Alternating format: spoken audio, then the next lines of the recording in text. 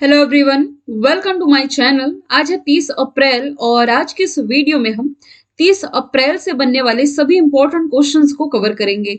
और कल से हम क्या करेंगे, रिवीजन वाली जो स्लाइड होती है ना, ये वीडियो के स्टार्टिंग में ही ऐड कर लिया करेंगे। और आप लोग अपना पूरा सहयोग दे रहे हैं क्योंकि अभी 15 दिन ही हुए हैं, ज्यादा दिन हुए नहीं हैं अपने इस चैनल में करंट अफेयर की ये जो वीडियो है शुरू की हुए। और 15 दिन में ही अभी हम लगभग 10,000 स्टूडेंट, 10,000 की फैमिली ये कंप्लीट होने वाले हैं। लेकिन 10,000 की फैमिली कंप्लीट होने में अभी मात्र 500 स्टूडेंट बाकी हैं। तो आप लोगों से रिक्वेस्ट है कि आज के इस वीडियो को ज्यादा से ज्यादा शेयर करना है, ताकि ऐसे स्टूडेंट जो कि अभी भी सर्च कर रहे हैं कि कल्याणी मैम कहाँ पढ़ा रही हैं, उन्हें पता चल सके कि मैं अपने इस पर्सनल चैनल पर पढ़ा रही हूँ और आज ही हम ये 10,000 की फैमिली कंप्लीट कर सकें। ठीक है, तो चलो शुरू करते हैं। आज का पहला ये इंटरनेशनल न्यूज है, इंपॉर्टेंट क्वेश्चन है कि हाल ही में किस देश ने पोलैंड और बुल्गारिया को रूबल में पेमेंट करने में विफलता के कारण गैस की आपूर्ति पर रोक लगा दी है। अच्छा, रूबल है कहाँ की करेंसी? रशिया की करेंसी है। तो रशिया ने अभी हाल ही में जो दो कंट्री है पोलैंड और बुल्गारिया, इन्हें गैस की आपूर्ति करने से मना कर दिया है। तो राइट आंसर क्या है? रशिया हो जाएगा। इसे हम मैप के थ्रू समझेंगे तो ज्यादा बेहतर तरीके से समझ पाएंगे। देखो, ये जो पूरा आप नक्शा देख रहे हैं, ये मैं बॉर्डर खींच रही हूँ, ये आपका रशिया हो जाता है। रशिया यानी कि ये आपका यूरोप है। यूरोप ही, क्योंकि इसकी कैपिटल है ना जो मॉस्को, ये यूरोप महाद्वीप के अंतर्गत आती है। यहां से एक अलग लाइन में खींच रही हूँ, ये वाली आप देखेंगे। ये वाला जो पार्ट है ना, इधर पूरा कहलाता है आपका यूरोपीय यूनियन, यूरोपीय संघ वाला पार्ट है ना। यूरोपीय यूनियन को ही यहां मैं हाईलाइट करूंगी। एक सेकंड रुकेंगे आप। देखो, अ, इसे मैं इरेज यहां कर दूं यदि, तो यूरोपीय यूनियन, ये वाला एस्टोनिया, लातविया, लिथुआनिया, देखो बाल्टिक सी के किनारे बसी ये जो तीन कंट्री है, एस्टोनिया, लातविया, लिथुआनिया, यही कहलाती है बाल्टिक कंट्रीज। रशिया ना आप कह सकते हैं कि दुनिया में सबसे प्रमुख नेचुरल गैस और तेल का ये आपूर्ति करता देश है ना। तो आप यहाँ देख पा रहे हैं कि पोलैंड ये यूरोपीय यूनियन का हिस्सा है। ये जो आपको बेलारूस दिखाई दे रहा है, मैं आपको ये बता दूं कि ये यूरोपीय यूनियन का हिस्सा नहीं है। अब बेलारूस की इधर देखेंगे तो यहाँ रशिया लग जाता है। तो तीन चीज आप हाईलाइट करें, पोलैंड, बेलारूस और रशिया। बेलारूस में क्यों यहाँ उठाई हूं आपको बताऊंगी अभी। देखो, रशिया का जो तेल पाइपलाइन है, इसी बेलारूस के माध्यम से कनेक्ट होते हुए अन्य यूरोपीय कंट्री में ये अपनी सप्लाई करता था। जैसे कि पोलैंड हो गया, पोलैंड के आगे फिर ये जर्मनी हो गया, फिर इधर चेक रिपब्लिक हो गया, हंगरी, इन जैसी कंट्री में तेल की आपूर्ति की जाती थी इसी पाइपलाइन के माध्यम से। ये शायद नवंबर दिसंबर 2021 की ही न्यूज है, टेम्परेरी ही सही, लेकिन बेलारूस ने इस तेल पाइपलाइन को मतलब सप्लाई यहाँ की बंद कर दी थी, है ना। वो तब का करंट अफेयर था, तब भी मैं करंट अफेयर पढ़ाती थी, तब ये न्यूज मैंने हाईलाइट की थी और आप लोगों को समझाया भी था। अभी क्या मुद्दा निकल करके सामने आ रहा है कि ये जो पोलैंड है, पोलैंड के अलावा एक और कंट्री का मैंने नाम लिया है, बुल्गारिया। ये जो दो कंट्री हैं, इन्होंने क्या मना किया कि हम आपको रूबल में पेमेंट नहीं कर सकते हैं। हालांकि अभी 31 मार्च 2022 में ही रशिया के द्वारा घोषणा की गई थी कि जो भी अनफ्रेंडली देश हैं, ये रूबल में पेमेंट करें। रूबल में पेमेंट करने को कहा गया था। अब इन्होंने रूबल में पेमेंट नहीं किया, जिसके बाद से इन दो कंट्री को नेचुरल गैस की जो आपूर्ति है, ये रोकी गई है। तो अब ये क्या है कि पोलैंड को आता मान लो नेचुरल गैस, तो फिर ये अन्य यूरोपियन कंट्री में भी सप्लाई करता। तो एक कंट्री से अदर कंट्री भी प्रभावित हो रही है ना। तो ये बैन किसके द्वारा लगाया गया है? रशिया के द्वारा लगाया गया। ये जो चीजें मैंने आप लोगों को अभी पढ़ के बताई है, ये आप लोगों को रिटर्न फॉर्मेट में यहाँ मिल जाएगी। ठीक है। अच्छा, एक एक फैक्ट हम डिस्कस कर लेते हैं। पोलैंड की ना एक सड़क का नाम हरिवंश राय बच्चन जी के नाम पर रखा गया। बुल्गारिया आप देख पा रहे हैं, ये ब्लैक सी से सीमा साझा कर रहा है। इसी ब्लैक सी में अभी हाल ही में रशिया का जो मास्कोवा जहाज था, ये डूब गया था। नेपच्यून मिसाइल जो कि यूक्रेन की है, इसके द्वारा दावा किया गया था कि हमने इसे यहाँ पर तबाह किया है। अब वो अलग बात है कि रशिया इस चीज को एक्सेप्ट नहीं करता है। हालांकि देखो, अब रशिया के द्वारा तीन चीजें, देखो मैं डिफेंस से रिलेट करूंगी, दो मैं बताऊंगी, एक आपको कमेंट बॉक्स में बताना, चाहे आप रिसर्च करें या कुछ भी करें। एक तो S-400 मिसाइल को लेकर के भारत और रशिया के बीच में डील है। हालांकि 400 का ही एडवांस वर्जन है S-500, जिस पर अभी रिसर्च कर रहा है रशिया। दूसरा AK-203 असॉल्ट राइफल, जो कि इंडियन आर्मी के इंसास राइफल का स्थान लेने जा रही है। इंडियन स्मॉल आर्म्ड सिस्टम इसका स्थान लेने जा रही है AK-203 असॉल्ट राइफल। अभी ना एंटी कॉन्टिनेंट मिसाइल, दुनिया की सबसे ताकतवर आप कह सकते हैं एंटी कॉन्टिनेंटल मिसाइल, जो कि एक द्वीप से दूसरे द्वीप में अपने टारगेट को भेज सकती है, ऐसी मिसाइल का परीक्षण किया है रशिया ने। इसका नाम आप लोगों को बताना है कमेंट बॉक्स में, ठीक है। अब अगले प्रश्न की तरफ चलते हैं। भारत और किस देश के बीच अक्षय ऊर्जा यानी कि रिन्यूएबल एनर्जी के हस्तांतरण के पर्पज से एक ट्रांसमिशन इंटरकनेक्शन स्थापित करने पर सहमत हुए हैं? तो ये पूरी न्यूज है मालदीव से रिलेटेड। रिन्यूएबल एनर्जी की यदि हम बात कर रहे हैं, देखो यहां पर क्या लिखा हुआ है कि वर्ष 2030 तक शून्य शुद्ध कार्बन उत्सर्जन प्राप्त करने के लिए मालदीव सरकार के साथ संकल्प पर चर्चा की गई है। अब इस पूरे पॉइंट में आप इस की पॉइंट को हाईलाइट करें, वन सन, वन वर्ल्ड, वन ग्रिड। कुछ याद आया? तो आपको याद आना चाहिए COP26, कॉन्फ्रेंस ऑफ पार्टीज 26, जो कि स्कॉटलैंड के ग्लासगो में संपन्न हुई थी, जिसमें कि भारत की तरफ से जो प्राइम मिनिस्टर नरेंद्र मोदी हैं, ये वादा कराए थे कि हम वर्ष 2070 तक जीरो कार्बन उत्सर्जक देश बनने जा रहे हैं। हालांकि जो यूके के प्राइम मिनिस्टर है बोरिस जॉनसन, यहां मैं लिख देती हूँ बोरिस जॉनसन, कौन सा जॉनसन? बेबी जॉनसन नहीं, बोरिस जॉनसन। बोरिस जॉनसन और प्राइम मिनिस्टर नरेंद्र मोदी, इन दोनों की ही संयुक्त पहल थी one sun one world one grid, यानी कि दुनिया एक है, सूर्य एक है, जिसके माध्यम से सबको एनर्जी मिलती है। तो क्यों ना इसकी टेक्नोलॉजी का संयुक्त रूप से उपयोग किया जाए, टेक्नोलॉजी शेयर की जाए। सिमिलर आप वैसे रिलेट कर सकते हैं जैसे COP21, जो कि 2015 में हुआ था फ्रांस की राजधानी पेरिस में, जिसमें इंटरनेशनल सोलर अलायंस निकल करके सामने आया था, जिसमें कि कर्क रेखा और मकर रेखा के बीच में, जैसे ये मैं ग्लोब बना दूं, ग्लोब में कर्क रेखा जो कि भारत के 8 राज्यों से होकर के गुजरती है, और मकर रेखा यानी कि tropic of cancer, tropic of capricorn, इसके बीच में जितनी भी कंट्री आती है, यहाँ सोलर टेक्नोलॉजी शेयर करने को लेकर के इंटरनेशनल सोलर अलायंस चर्चे में आया था। हालांकि जनवरी 2021 में संशोधन हुआ, जिसके बाद से अब कर्क रेखा के बाहर और मकर रेखा के बाहर की कंट्रीज को भी इसमें शामिल किया जा रहा है, ठीक है। यूएसए शामिल हुआ, यूएसए इसमें शामिल होने वाला 101वां मेंबर कंट्री, एंटीगुआ बाराबुडा शामिल होने वाला इसमें 102वां मेंबर कंट्री बना, है ना। तो रिन्यूएबल एनर्जी के क्षेत्र में क्या क्या प्रयास किए जा सकते हैं, इसे लेकर के भारत और मालदीव के बीच में समझौता हुआ है। क्योंकि हम देखें तो भारत जो है ना, ये मालदीव का मित्र राष्ट्र भी है। लोकेशन यदि आप देखें तो इंडिया के पर्सपेक्टिव में ये है मालदीव की लोकेशन। इसकी कैपिटल हो जाएगी माले, इसकी करेंसी हो जाएगी रुपया, नॉट रुपया, रुपया। एक एक्सरसाइज आप रिलेट कर सकते हो, ई कुवरिन एक्सरसाइज, जो कि अभी हाल ही में माले में ही संपन्न हुई है। 2 वर्ष में एक बार ये आयोजित होती है। इंडियन एयरफोर्स के माध्यम से संजीवनी, ऑपरेशन संजीवनी के तहत यहाँ मेडिकल सप्लाई भेजी गई थी लॉकडाउन के दौरान में। मालदीव में जैसे वाटर वेला होते हैं ना, पानी के अंदर जैसे पानी के ऊपर वेला बनाए होते हैं, सेलिब्रिटी लोग जाते हैं यहाँ, पिक क्लिक करते हैं, पोस्ट करते हैं, तो वैसे ही मालदीव की तर्ज पर अब लक्षद्वीप में भी वाटर वेला बनने जा रहे हैं। इसके लिए मालदीव सरकार के साथ समझौता भी हुआ है। जो यूनाइटेड नेशन जनरल असेंबली है, इसके 76वें सत्र की अध्यक्षता ना अब्दुल्ला शाहिद को सौंपी गई है। अब्दुल्ला शाहिद है तो वैसे मालदीव के, अब यूनाइटेड नेशन जनरल असेंबली में गए हैं, तो भारत के पक्ष को भी ये मजबूती से रख सकेंगे, क्योंकि मैंने बता ही दिया है मालदीव भारत का मित्र राष्ट्र है। किस देश ने कच्चे और रिफाइंड दोनों तरह के ताड़ के तेल के निर्यात पर प्रतिबंध लगाया है? तो ये प्रतिबंध अभी हाल ही में इंडोनेशिया के द्वारा लगा दिया गया है। अभी मैंने आप लोगों को बताया था ना, पाम ऑयल क्राइसिस, इसका सामना कौन कर रहा है? इंडोनेशिया। पाम ऑयल बेसिकली आप सोचते हो कि कहाँ इस्तेमाल किया जाता है? बेकरी में आप जो सोप इस्तेमाल करते हैं, इन सभी चीजों में ना पाम ऑयल का इनडायरेक्टली इस्तेमाल किया ही जाता है। भारत सबसे ज्यादा पाम ऑयल ना ये मलेशिया और इंडोनेशिया, इन्हीं 2 क्षेत्रों से मंगाता था। मैं आपको पहले बता दूं कि सबसे ज्यादा डिपेंडेंसी, मतलब कि भारत में सबसे ज्यादा क्या मंगाया जाता है? पाम ऑयल मंगाया जाता है। तो इंडोनेशिया, मलेशिया, यही 2 कंट्री जहां से ज्यादा मंगाया जाता है। अब यहाँ क्या हुआ है कि यहाँ तेल संकट, पाम ऑयल का जो संकट आया था, इसने क्या कह दिया था कि हम अपना जो पाम ऑयल है, इसका इस्तेमाल अपने ईंधनों में करेंगे। जैसे कि भारत में एथेनॉल पॉलिसी चर्चे में थी कि 80% पेट्रोल डीजल इस्तेमाल करो, 20% एथेनॉल। एथेनॉल मिलेगा कहाँ से?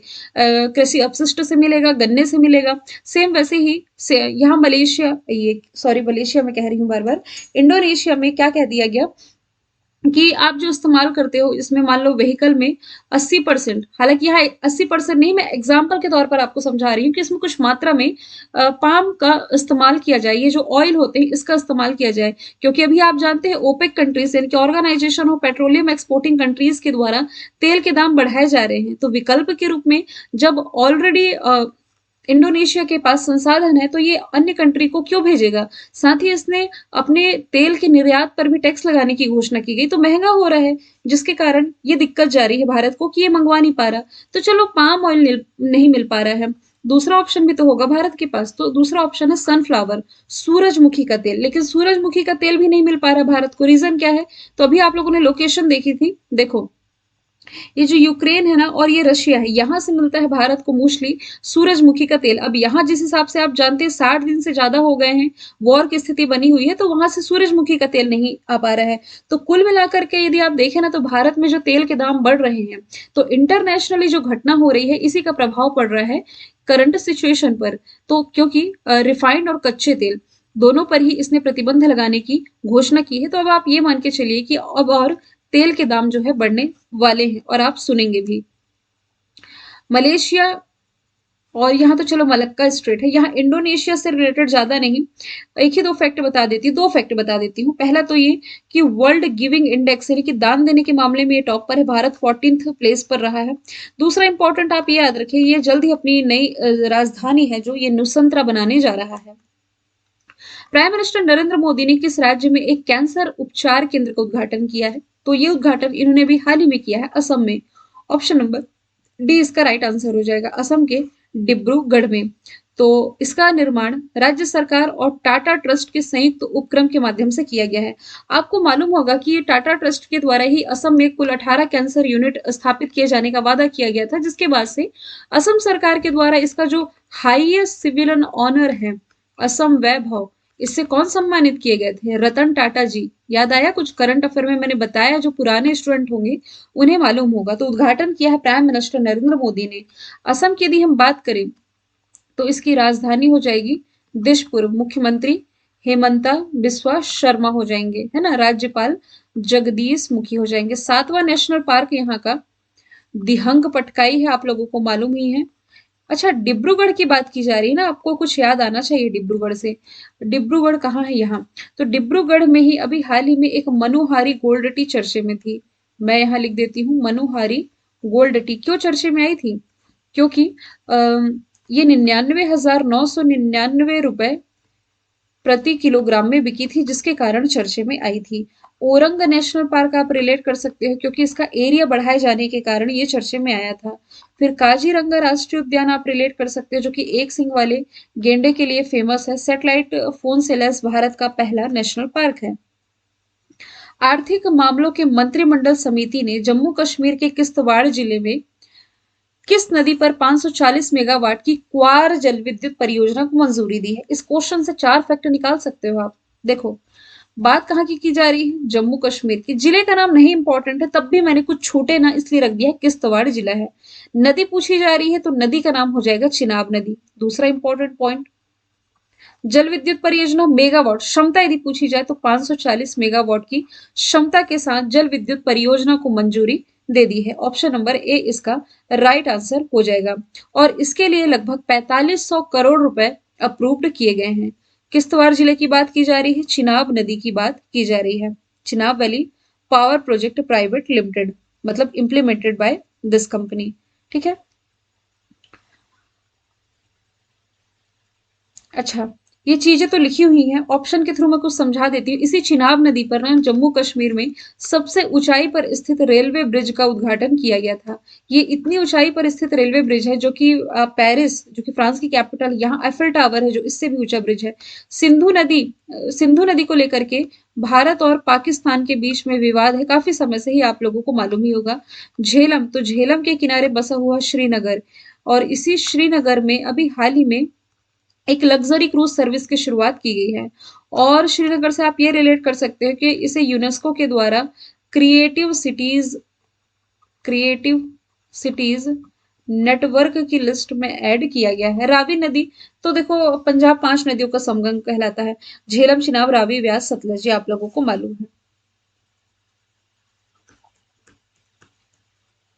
कौन सी फ्लाइट है जो स्वदेशी नेविगेशन प्रणाली है, कौन सी गगन गगन का उपयोग करने वाली करके विमान की लैंडिंग करने वाली देश की पहली एयरलाइन बन गई। तो हाल ही में जो इंडिगो एयरलाइन है, इसने गगन गगन यानी कि जियो ऑगमेंटेड नेविगेशन इस सिस्टम का इस्तेमाल किया है। ये जो सिस्टम है आपको बता दूं, ISRO Indian Space Research Organisation जो कि भारत की स्पेस एजेंसी है, और एएआई यानी कि Airport Authority of India Limited, इन दोनों के ही द्वारा डेवलप किया गया है। और इसका इस्तेमाल करके ये सुरक्षित तरीके से लैंडिंग करने वाली पहली एयरलाइन बन गई है। राजस्थान के किशनगढ़ में ये सफल लैंडिंग की गई है। ठीक है, चलिए इसरो के बारे में कुछ बता दूं क्या? इसरो के अभी प्रेजेंट टाइम में अध्यक्ष एस सोमनाथन है ना, एस सोमनाथन है। बैंगलोर में इसका हेडक्वार्टर है। बैंगलोर जो कि कर्नाटक की कैपिटल है, सिलिकॉन सिटी के नाम से इसे जाना जाता है। एयर इंडिया तो टाटा की हो गई है फिर से। गो फर्स्ट, इसका नाम पहले गो एयर था, नाम बदल करके गो फर्स्ट किया गया है। विस्तारा, विस्तारा की brand ambassador Deepika Padukone. Sufficient है इतना। अगला प्रश्न है, नेस्कॉम के अध्यक्ष कौन बने हैं? नेस्कॉम के अध्यक्ष के रूप में अभी हाल ही में कृष्णन रामानुजन की नियुक्ति की गई है। नेस्कॉम यानी कि national association of software and services companies, यहाँ एक वर्ड और ऐड होगा, कंपनीज, है ना। 1988 में स्थापना हुई। हेडक्वार्टर इसका नोएडा उत्तर प्रदेश में हो जाएगा। अच्छा, नोएडा में ना पेटीएम का हेडक्वार्टर भी याद रखेंगे। ये वही पेटीएम है जो कि फास्टैग 1 करोड़ फास्टैग जारी करने वाला पहला बैंक पेटीएम पेमेंट बैंक ही आपका हो जाएगा। Alka Upadhyay National Highway Authority of India Limited की पहली महिला अध्यक्ष। सुमन बेरी ये भी हाल ही में नीति आयोग के तीसरे अध्यक्ष बनाए गए। पहले अरविंद पनगड़िया, दूसरे राजीव कुमार, अब तीसरे सुमन बेरी बने हैं। अल्पसंख्यक आयोग के दूसरे सिख अध्यक्ष बनने वाले व्यक्ति जो बन गए हैं, ये बन गए हैं इकबाल सिंह लालपुरा। प्रधानमंत्री जन आरोग्य योजना के तहत 100% परिवारों को शामिल करने वाला जो भारत का पहला जिला बना है ना, ये बना है सांबा, जो कि जम्मू कश्मीर का जिला है।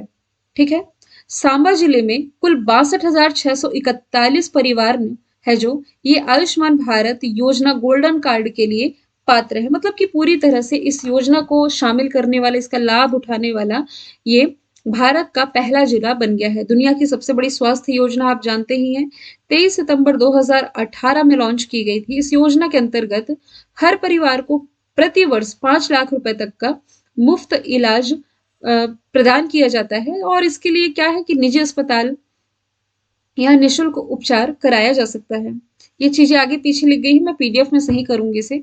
तो सांबा जम्मू कश्मीर का, काजा हिमाचल प्रदेश, तो दुनिया का सबसे ऊंचाई पर स्थित ई व्हीकल चार्जिंग स्टेशन यही स्थापित किया गया।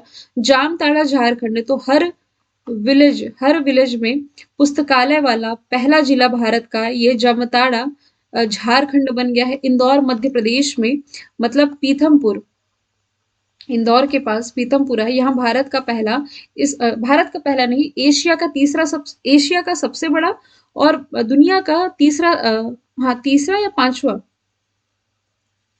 पांचवा सबसे बड़ा स्पीड ट्रैक बनकर के यही तैयार हुआ है। डब्ल्यूटीओ के 12वें मंत्री स्तरीय सम्मेलन का आयोजन जो है, ये अभी हाल ही में इसका जो हेडक्वार्टर है जेनेवा स्विट्जरलैंड, यहाँ होना है। मतलब कि ये जून के मंथ में आयोजित होगा और भारत भी इसमें पार्टिसिपेट करने जा रहा है। टोटल इसकी 164 मेंबर कंट्री, हर 2 साल में इसका आयोजन होता है। वैसे पिछली बैठक अर्जेंटीना के ब्यूनस आयर्स में 2017 में हुई थी, लेकिन फिर लॉकडाउन लग गया था तो ये चीजें हो नहीं पाई थी।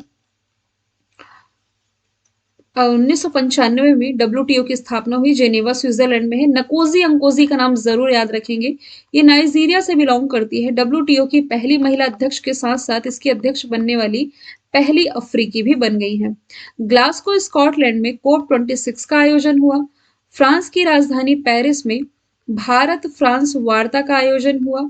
और टोक्यो जापान में अभी आप जानते ही हैं ओलंपिक संपन्न हुआ है। ठीक है। अब ये क्वेश्चन मैंने रिवीजन के फॉर्मेट में ऐड किया है। बौद्धिक संपदा दिवस मनाया कब जाता है? तो ये मनाया जाता है 26 अप्रैल को। ठीक है। बौद्धिक संपदा यानी कि इंसान अपनी बुद्धि का इस्तेमाल करते हुए कोई भी पेटेंट यानी जिस पर केवल उसी का अधिकार हो, कॉपीराइट, ट्रेडमार्क, डिजाइनिंग जैसी चीजों के बारे में जागरूकता पैदा करता है। इस बार की थीम है आईपी यानी कि intellectual property and youth innovating for a better future.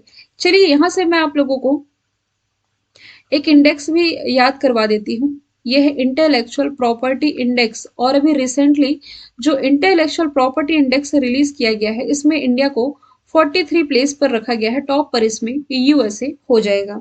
ठीक है। पंचायती राज दिवस वाला तो मैंने आप लोगों को बता दिया था। इसके बाद मलेरिया दिवस याद रखना आप लोग। मलेरिया दिवस ये 25 तारीख को मनाया जाता है, 25 अप्रैल को। 26 अप्रैल को आपका क्या हो जाएगा? ये इंटेलेक्चुअल प्रॉपर्टी दिवस। ठीक है।